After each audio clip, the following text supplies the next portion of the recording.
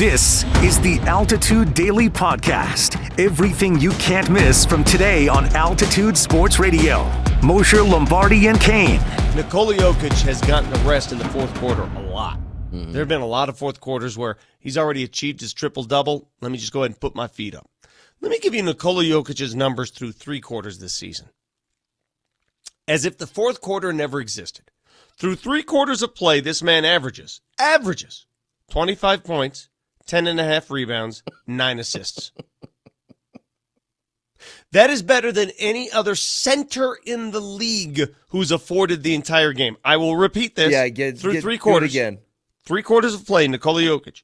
25 points, 10.5 rebounds, 8.8 assists. Are you kidding me? That's what we do. Did you know that is essentially his season averages for his first MVP year? That's numbers you just did through 3 quarters was the first year he won the MVP. That's what he averaged for the season. I'm telling you, I don't think he's going to win MVP, although I think we all understand that he should win another. But they're probably going to give this to Shea.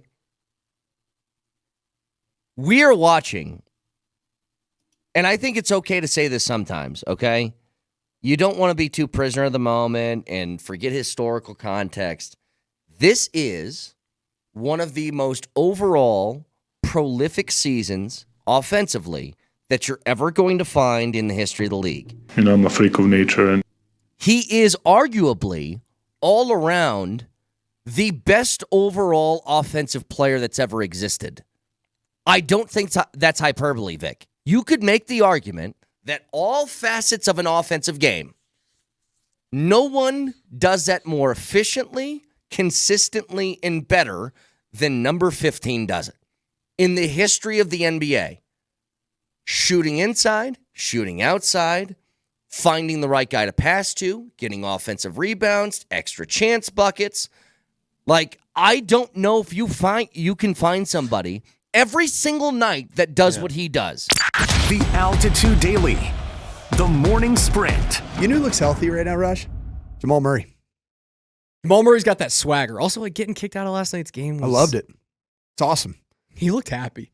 Is there not at times been maybe the question? Shoot, I've done it on our show. The question of Jamal Murray's true care factor and dog. The dog in him. There's some dog in him right now. Like you said, the swagger's back. Anybody who's questioning, myself included, Jamal Murray's care factor over the course of the last, say, 18 months. I will raise my hand. Same. And I'm starting to. I had big concerns over it. And I'm starting to get some really positive feels. The Morning Sprint. Can I burst your bubble on the Joker? Be my guest. What type of Joker does Sean Payton continue to talk about from his past? What is their home position, and what he wants them to feature as? There's two different answers. Ones.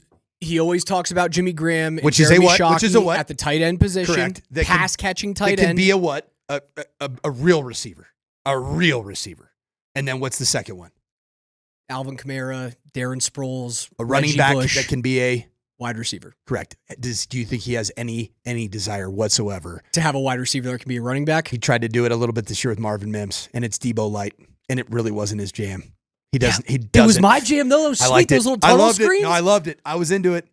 Jet sweeps. Well, and also remember when he started playing, like the very first game at Kansas City, first play of the game at Kansas City was that outside zone to Marvin Mims. I was like, oh, Sean, you're in your bag, brother.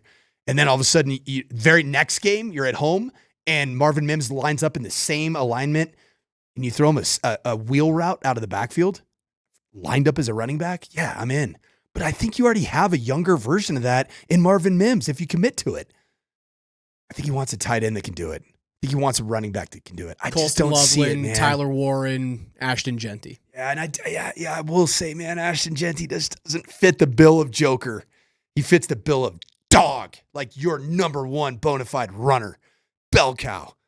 He's a good pass catcher. He's closer to, and I'm not saying this is who he is, he's closer to Derrick Henry than he is Reggie Bush. Yeah, he's close to LaDainian Tomlinson. That is the comp. I mean, I would take LaDainian Tomlinson. Yes, that's I my would take point. LaDainian Tomlinson on my team. He is LaDainian Tomlinson. And I was That guy, for my money, man, in my lifetime, peak LaDainian Tomlinson might be the best running back that I've ever seen in my lifetime. The Altitude Daily. Columbus, Hastings, and DMAC. It's all over me about that. All right, a couple of quick hitters for you there, Coach. One, can you share? You got any vacation plans after you get done with tomorrow? I know you're focused, laser focused on tomorrow, but after that, you got any little getaway, rest, relax, sort of, shake the cobwebs? Yeah, I'm going to head down to the Gulf of America. Gulf of There you go, America. buddy. Way to go. Way to go. Gulf of America. That's awesome. All right, last one for me then, too. What did you think of the Kendrick Lamar halftime show?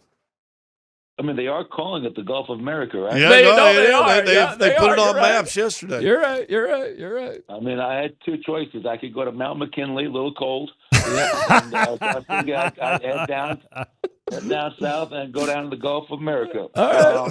The halftime show, it was really nice because the best part about Super Bowl Sunday was I was home with my wife and my two daughters. Nice. They both came back from college. Oh, cool. So that was the best part about Super Bowl Sunday. Yeah, I mean, sure. I guess it was a great halftime show. I couldn't tell if that was country or Western. And there was, I guess, as I read after the fact, that there were so many hidden things in there. Yes. And his beef with Drake and just everything going on. So I missed most of it, but very, very talented. I enjoyed it. My wife and girls enjoyed it. And if they're happy, I'm happy. That's the way to go. That's what. All right, laser focus tomorrow night. Laser. He's not that laser focused. He knows all the Drake and Kendrick beef. I mean, come on, Coach. He is an educated, learned man. I'm not gonna lie, Coach. I didn't know anything about it, and I spent like 3 hours going down like wormholes about. I know it all now, but it was like, what the, my lord, that was I'll never get that time back. All right, best of luck tomorrow night, Coach, and enjoy the Gulf of America. Yeah, probably won't talk to you for a couple of weeks. I know. We'll just chill in the Gulf of America. That's good. Get that done. Catch you a big tuna fish there in the Gulf of America. You weren't expecting that answer. I know that. That was great. That was a good answer. Great. That was a good All right, answer. we Enjoy appreciate the break and look forward to catching up with you after. All right, sounds See you good, guys. Coach. The Altitude Daily. Kreckman and Lindahl. Pickett around in the circle. Jalen Pickett! Wow! Putting on a show tonight.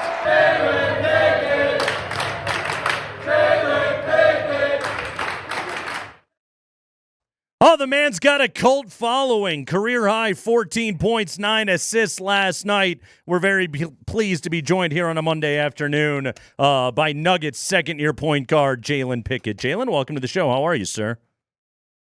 I'm good. How are you guys? We're doing great, man. All right, that highlight, you heard Marlo on the call right there, about 6-minute mark of the fourth quarter. The Bob Cousy-esque merry-go-round left-handed scoop shot. Donovan Clingan was absolutely powerless to stop you. Take us through that play, everything you saw from the baseline drive to suddenly realizing, wait a minute, I can just turn around and score right now. Yeah. It was a quick play design we were trying to run, trying to get Julian to look there, but Julian ended up falling, so I had to make something happen. And then, driving the baseline there, just kind of nashing it underneath, and then, I seen a little window open up to scoop it in for the layup, and I just, took the opportunity. DJ did a great job sealing Clingan off a little bit.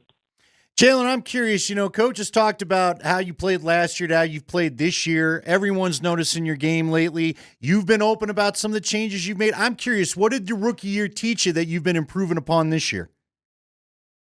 Yeah, it taught me a lot. I mean, these guys are so skilled and they work so hard at their game, so I just had to take my game to the next level. I had to get in the gym just as much, if not more than them. And, just really lock in on the film aspect. So when Coach throws me out there, I know exactly what I'm doing. And, try and just make it not a lot of drop off and, do whatever I can to, be on the floor and help contribute to wins. This may sound like a stupid question because I've never asked this of a guard shadowing and trying to, mimic a center. But can you learn anything from Nikola Jokic and the way he sees the game, even though he's a 7-footer? Definitely. I mean, Nikola's a 7-footer, but he handles the ball so much for us. So I mean, he's basically a point guard too at the same time. Like some of the reads he makes off the step ups, his post passing also, and then, you know, he even gets the ball in the pocket. And sometimes, you know, when we set a pick for Nikola to get open, we have to get into that same pocket. So just seeing what he sees on the floor and just talking to him and watching the film of what he does, he just, you know, he's a really special player.